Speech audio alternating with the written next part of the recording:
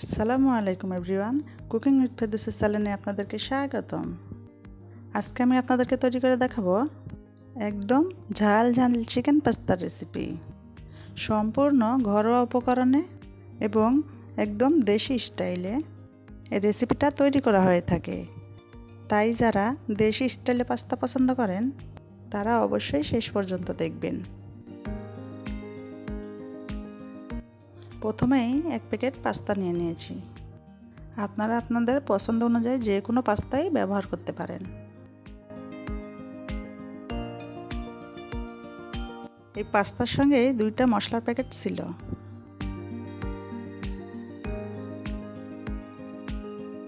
চুলায় একটি কড়াইতে বেশ কিছুটা গরম পানি বসিয়ে দিয়েছি। এর মধ্যে দিয়ে দিব খানিকটা লবণ আর সামান্য কিছুটা তেল। তেল দিলে একটার সাথে একটা পাস্তা লেগে যায় না। এখন আমি পাস্তাগুলোর মধ্যে দিয়ে দিচ্ছি। পাস্তাগুলো দেওয়ার পরে হালকা হাতে নেড়ে নিচ্ছি, পাস্তাগুলো যাতে একটার সাথে একটা লেগে না যায়। এখন আমি সিদ্ধ হওয়ার জন্য ঢেকে রেখে দেব। 10 থেকে 12 মিনিটের মধ্যে পাস্তাগুলো সিদ্ধ করে নিয়েছি। পাস্তাগুলোতে আমার বলক চলে এসেছে। এখন পাস্তাগুলিকে নামিয়ে নিব। পাস্তা রান্না করার জন্য চুলায় একটা কড়াই বসিয়ে দিয়েছি। দিয়ে দিচ্ছি পরিমাণ মতো রান্না রেগুলার তেল, আর দিয়ে দিচ্ছি রসুন কুচি 2 চামচ। একটু হালকা কালার চলে আসলে দিয়ে দিচ্ছি পেঁয়াজ কুচি। এখন এগুলোকে হালকাভাবে ভেজে নিব। যখন এগুলো হালকাভাবে ভেজে নেওয়া হয়ে যাবে তখন দিয়ে দিব কাঁচামরিচ কুচি।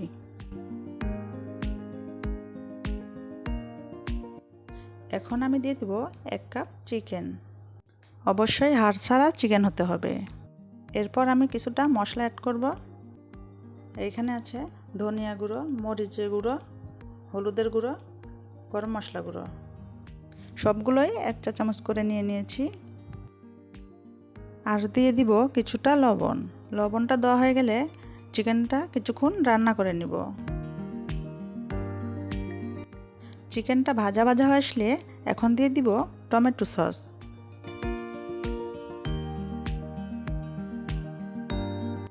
এবার আমি মিনিট 2 রান্না করে নিব।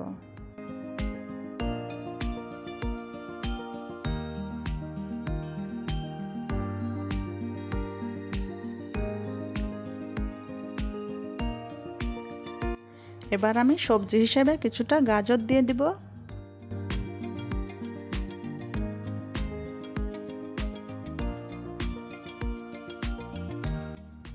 এবার আমি পাস্তা দিয়ে দিব। আগে থেকে সিদ্ধ করে রাখা পাস্তাগুলো দিয়ে দিব। এখন সবগুলো উপকরণ খুব ভালোভাবে মিশিয়ে নিব। আমি আরও একটু সস অ্যাড করে নিচ্ছি। আমার পাস্তা রান্নাটা হয়ে গিয়েছে। নামিয়ে নেওয়ার আগে দিয়ে দিব সেই পাস্তার মশলা।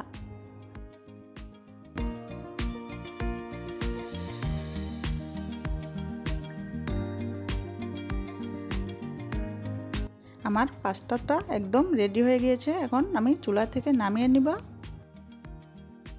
আর এরই মধ্যেই হয়ে গেল আমার পাস্তা রান্না। আর আপনারা হুবহু রেসিপিটা ফলো করতে পারেন। ইনশাল্লাহ কেউ নিরাশ হবে না, এটুকুই বলতে পারি। আশা করছি আজকের রেসিপিটা আপনাদের কাছে ভালো লেগেছে। আজকের মতো এখানে বিদায় নিচ্ছি।